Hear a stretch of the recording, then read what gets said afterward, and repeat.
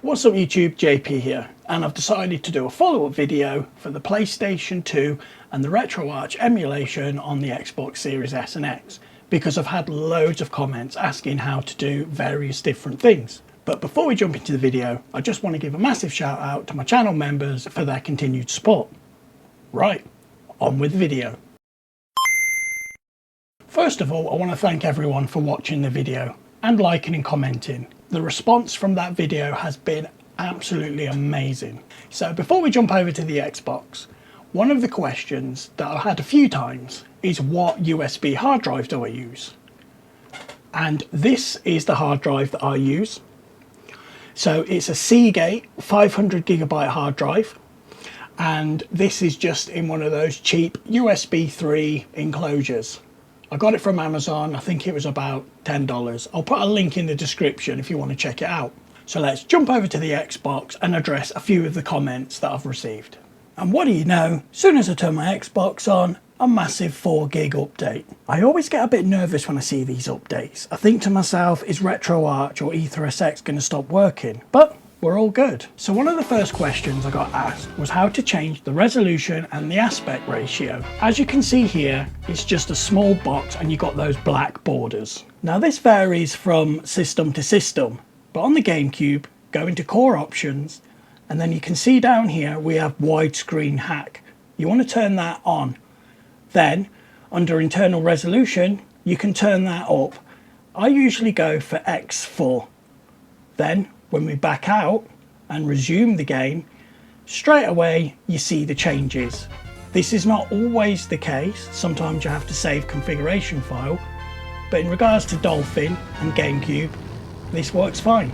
And it also doesn't really affect the performance that much, as you can see here. Yeah, that was a perfect start. So sticking with Nintendo, let's jump over to the N64 to see how we change it on that system. So on the N64, you'll find it in a different place, and you have to do a save configuration file for the changes to take effect. So again, we're going to go down to core options. Then we're going to go to this option here. And as you can see, we've got a few options for resolution. So we're going to crank that up a little bit. 1920 by 1440 should do the job nicely. The widescreen resolution, we're going to change that to 1920 by 1080.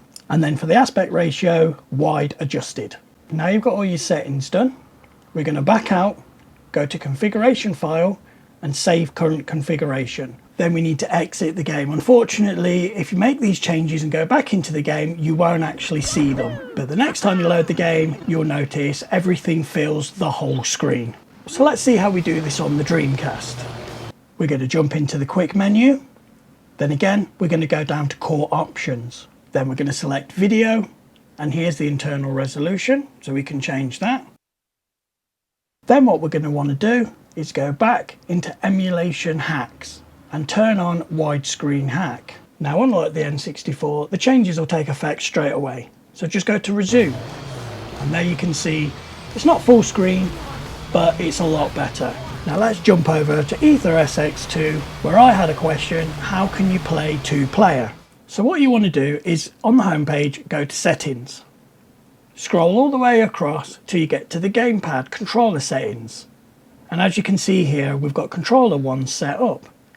So scroll all the way down to the bottom and you should see controller pad 2.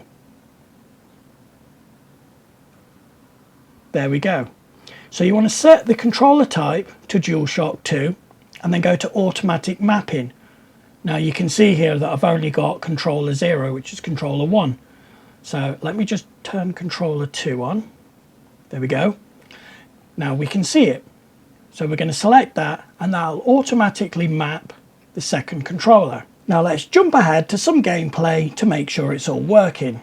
So we're going to play Gran Turismo 4, 2-player split screen. We'll just select any old cars. So we'll go for Ford, KA, yeah, that'll do. Select another car and we'll go for the Ford Focus ST170 this time. Okay, let's go. Start the race. Now as you can see, there's split screen. So if I rev player 1, yep, see that revving. Player 2, yep, that's also working.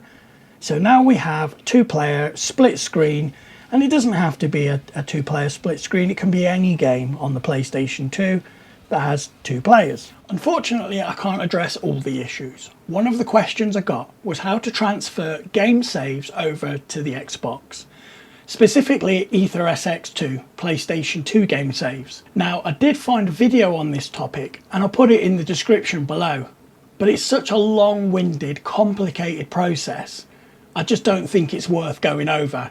If you really want to do that, check out his video, link in the description, and you'll get all the information you need. Now, before I end the video, I just want to give a shout out to JP Brothers on Fire. A link to his YouTube channel will be in the description also.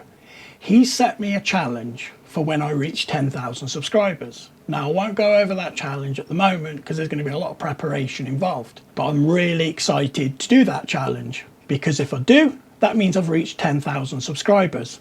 So if you want to see me do a challenge, please subscribe, like my videos and comment below. I'm JP, you've been watching Alien Retro Gaming, and I'll catch you in the next one.